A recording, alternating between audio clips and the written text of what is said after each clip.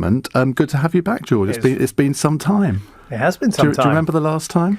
I think it was just before the referendum. It was a week before the referendum, which we might touch on a little bit later. Really? Well, let's start off talking about your new role. I say new role. It's almost exactly a year since since it was announced that you were going to take over the editorship. There was a lot of controversy at the time. People saying, "Well, how can a serving MP be editor of the Evening Standard?" Now, you then decided to stand down at the election.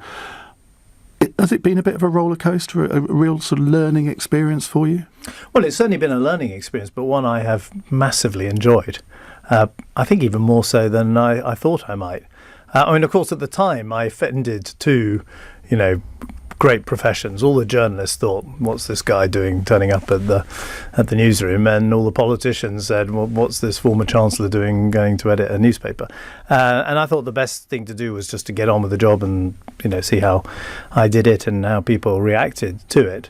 I also think, former politicians or former ministers, people who've done jobs like mine, they're in a sort of trap, which is you can spend the rest of your life just talking about what you did. In my case, between the ages of 38 and 45, or you can try something new and not do something that's just living off your past successes and failures, but try a new profession. And at the age now of 46, I feel I've sort of embarked on the second stage of my adult life. There's no book, How to Be a Newspaper Editor. I mean, most people would get that job after they've been in newspapers for many, many years. You went straight into it, and you must have felt you had something to prove to all the journalists on the Standard.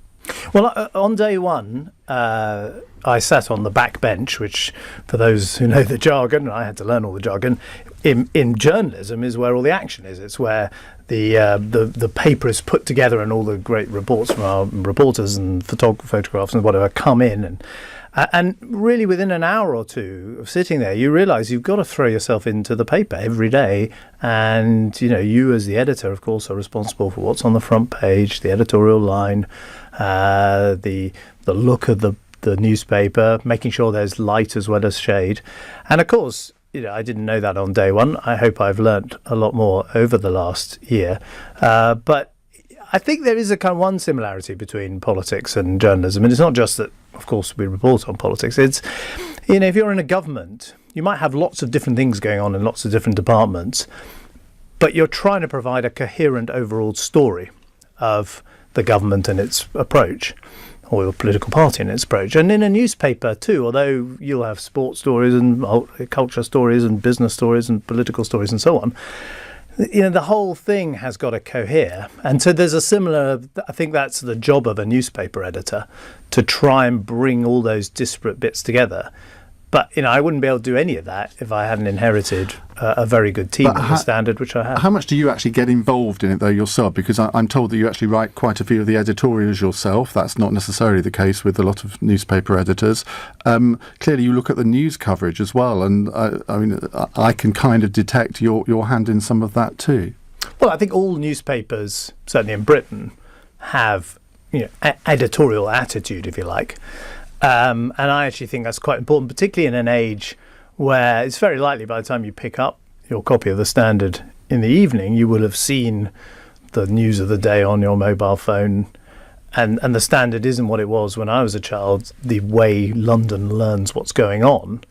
So the Standard, and I'm sure this is true of other newspapers, but let me just speak about the Standard. I think it has to entertain and inform and be challenging and, as I say, have some attitude. And in the redesign we've done this week, I wanted the paper to sort of turn up the volume, not just in its sort of politics, but in its business coverage, its arts coverage, its sport, which are such important elements of the newspaper, and which people, when they're looking at how I edit the paper, don't really think about, because they think of me as a former politician and they look at the political coverage. But actually, I take enormous interest in and take enormous pleasure out of working with the sport and culture and business teams on the paper. In terms of what next, though, I've noticed you've taken London off the masthead. It's now just Evening Standard. Does that mean that you're looking to expand it outside London, like the Metro newspaper has done?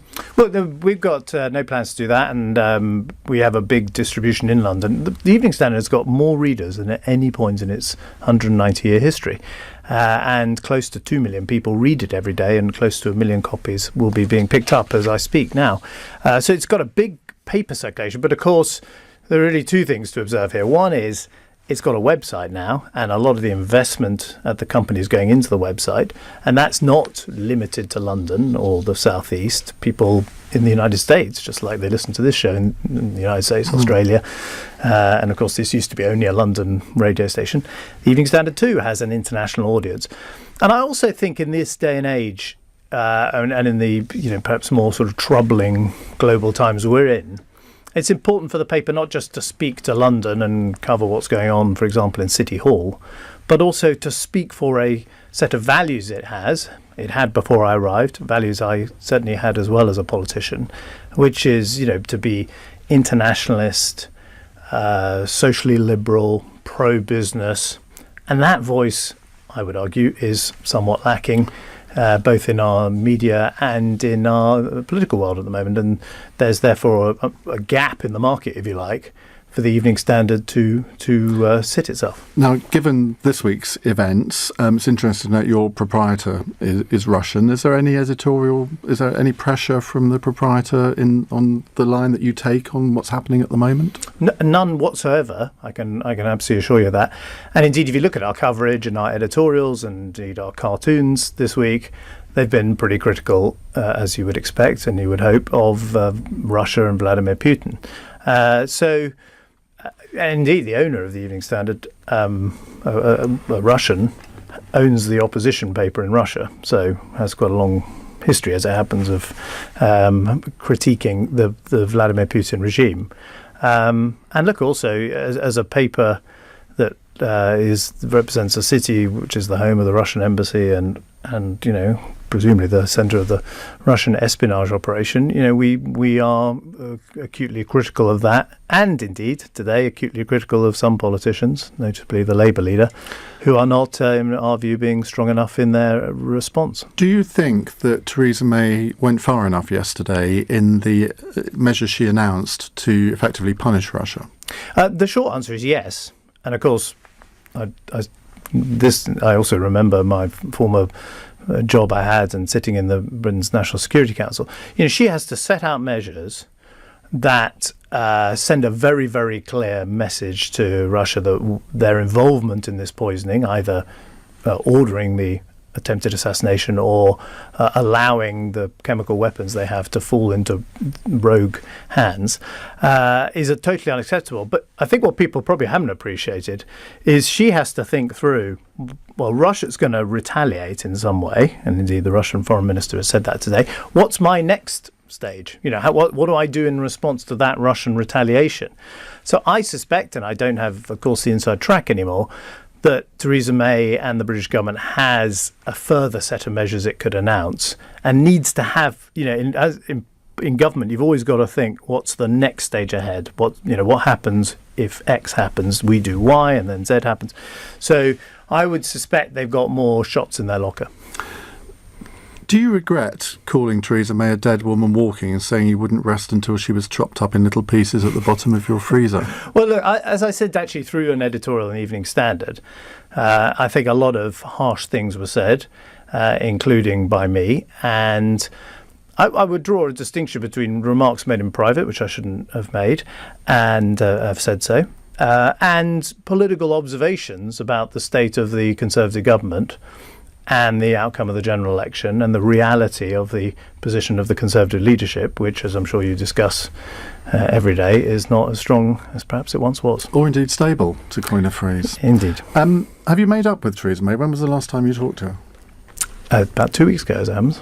Can I ask what about? Well, it was a private conversation, but first of all, I think it's perfectly reasonable for the Prime Minister to have a relationship with the editor of the London Evening Standard, and of course it's perfectly reasonable for two Conservative colleagues who worked together for many years to have a relationship. That doesn't mean I agree with everything she's doing. It doesn't mean she agrees with all my editorials, but you want to have, of course, a functioning relationship. Looking back to the aftermath of the Litvinenko murder, which of course happened, was it 2006? But the inquiry happened under your government with David Cameron. A lot of people thought that maybe the sanctions that were imposed after that were a little bit weak, and therefore Putin has almost taken strength from that and thought, well, I can basically do what I like because Britain isn't going to respond. Do you think we were too weak in our response at that time? Well, I mean, I will stand corrected if I've got this wrong, but I think actually the Litvinenko measures were in place under the Gordon Brown government, but we certainly continued them. And of course, then Russia invaded Crimea and through its irregular forces invaded the Ukraine, and we stepped up those sanctions.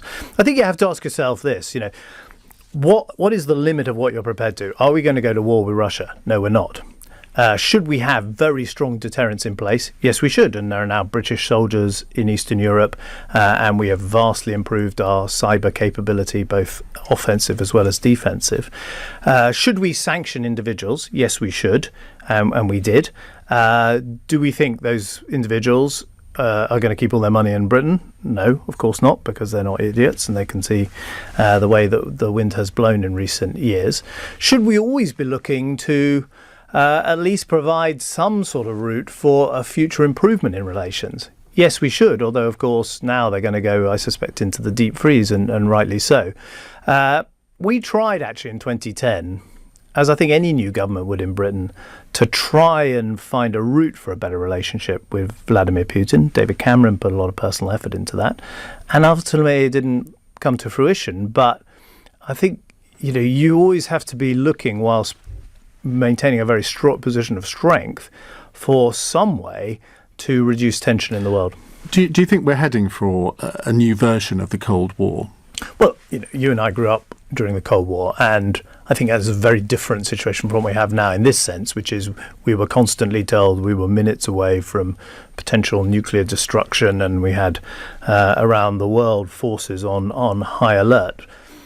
It's different from that, but I think relations between Russia and Britain have rarely been as poor as they are today. That is entirely brought upon us by the activities of the Russian government. And of course, even in the Cold War, there were one or two notable exceptions, but attempted assassinations using chemical weapons on British soil, it was not something that was even a regular feature of the Cold War. So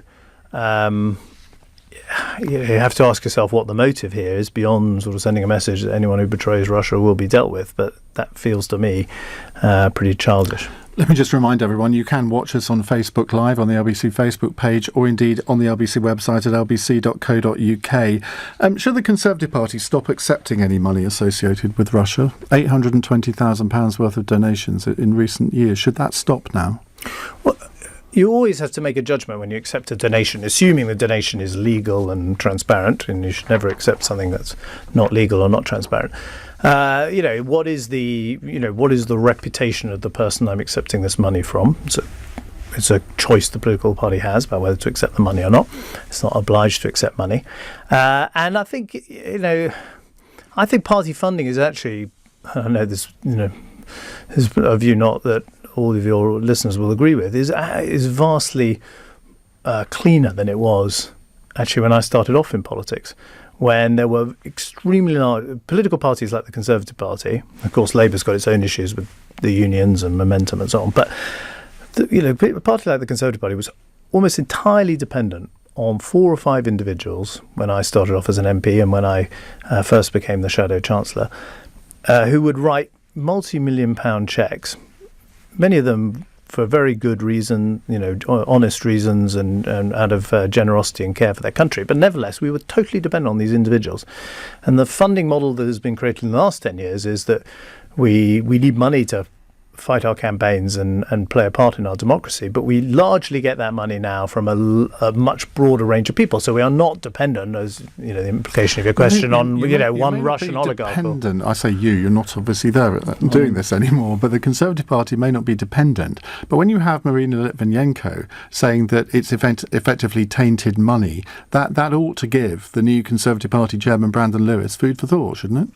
Well, I'm sure the Conservative Party is looking at some donations, but I wouldn't want to kind of blanket. I think there's a risk that you equate the Russian government, whose behaviour is totally unacceptable, with all Russians. And there are many, many, I say this as the editor of the Standard, I know there are many thousands of Russians living in London who make a great contribution to our society, and by the way are as appalled, if not more so, at what Vladimir Putin's up to than anyone else. So, I just think sometimes these generalisations need to be watched.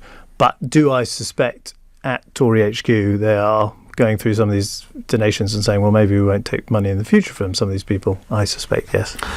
How do you think Sadiq Khan is doing as Mayor of London? You've been relatively pro him in your newspaper. Well, I think it's quite important for the London newspaper not to set itself against the Mayor of London without good reason. And particularly when he's relatively new to the job still.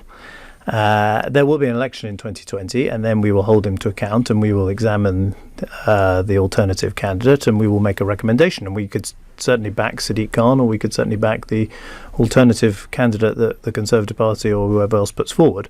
My view is, he has had a solid start. He is respected around the world, which is important for the Mayor of London.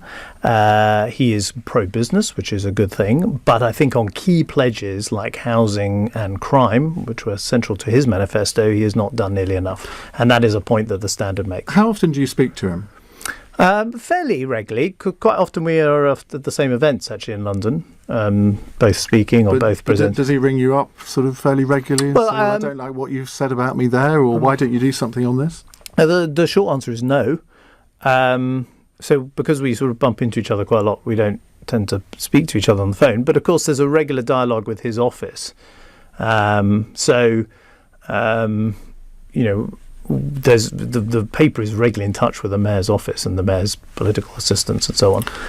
But we've been a good example of where we were critical recently is, he didn't really step into the momentum takeover of Haringey Council and the dismissal of a very good Labour council leader in Haringey, and he didn't step in to protect a housing scheme that would have, with private money, actually delivered really huge local residents, and instead actually chose to appear on a platform with Jeremy Corbyn backing his approach to housing in London, and we were critical of that. On the other hand, when he goes abroad and promotes London or argues for a more pro-business approach to things like Brexit, we will back him.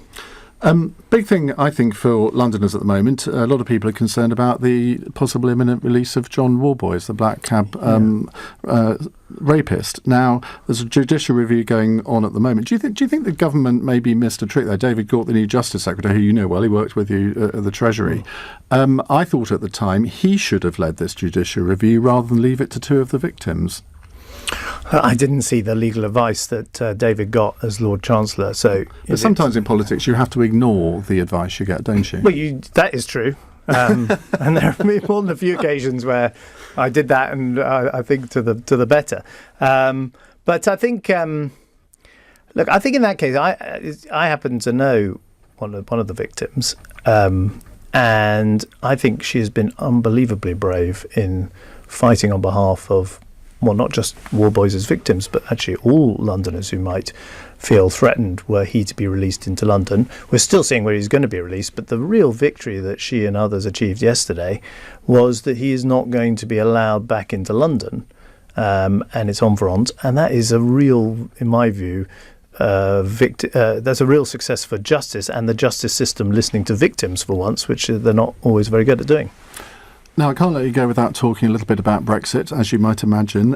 You obviously campaign vigorously to Remain, but some people accuse you of editing a Remain propaganda sheet. Do you actually accept we're going to leave the EU?